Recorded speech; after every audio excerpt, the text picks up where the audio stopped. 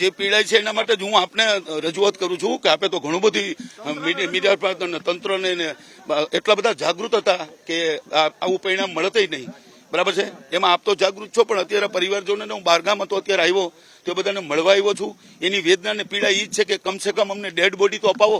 આજે શનિવારને બદલે આજે સોમવાર થયો, બરાબર છે, તો હજી અમને ડેડ બોડી નથી મળી. અમારે અગ્નિદા તો અપાય એવું છે જ નહીં, કારણ કે અગ્નિદા તો અહીંયા જ ભસ્મીભૂત થઈ ગયા છે.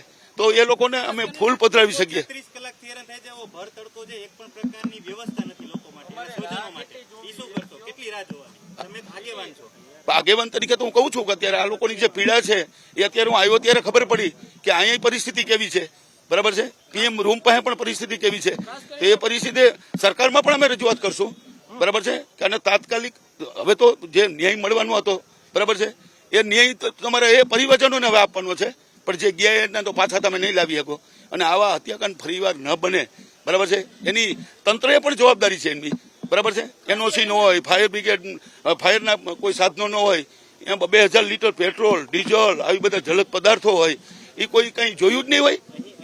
સ્વજનો હેરાન થઈ છે, બેઠક માટેની વ્યવસ્થા નથી. તમે આગેવાન તરીકે બેઠક વ્યવસ્થા કરશો ત્યારે આ લોકોને એક એક વસ્તુની હેરાનગતિ થઈ છે, કઈ આંકડો મળતો જ નથી. શું પરિસ્થિતિ છે એના સ્વજનો?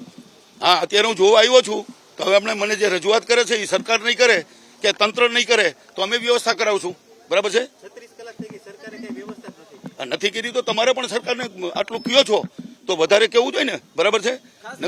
તમે જે છે ક્ષત્રિય આંદોલન વખતે એક આક્રમક લડત આપી હતી, હવે આ લોકોને ન્યાય અપાવવા માટે તમે લડત આપશો? 100% બધા પરિવારજનો, એક પરિવારની ક્ષત્રિયોના 12-15 તમામ સરકારને રજૂઆત કરશું. પરિવારને ન્યાય મળે એની રજૂઆત કરશું. અત્યારે પણ જે અન્યાય થઈ રહ્યો છે અને આ ધોમતડકા 45 ડિગ્રીમાં હું પણ તમારી વચ્ચે ઉભો છું, તો એના માટે અમે રજૂઆત તો કરશું જ, અને પરિવારજનોને ન્યાય મળે એ પણ કરશું. લડત એટલે રજૂઆતમાં લડત જ આપવાની હોય ને, લડત વગર તો કઈ કોઈ સમજવાનું જ નથી.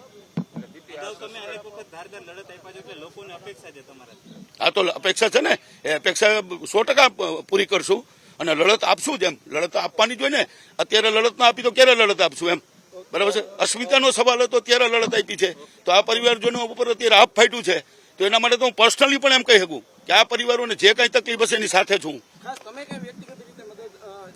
વ્યક્તિગત રીતે જ કહું છું, જે પરિવારોમાં માતા પિતા વગરના બાળકો થઈ ગયા છે એને હું દત્તક લઈને ભણાવીશ, આજીવન એની વ્યવસ્થા કરી દઈશ, બરાબર છે. એ બાળકોને કદાચ નિરાધાર હશે તેના લગ્ન પણ કરાવી દઈશ, એ હું વ્યક્તિગત કહું છું, બરાબર છે. હા.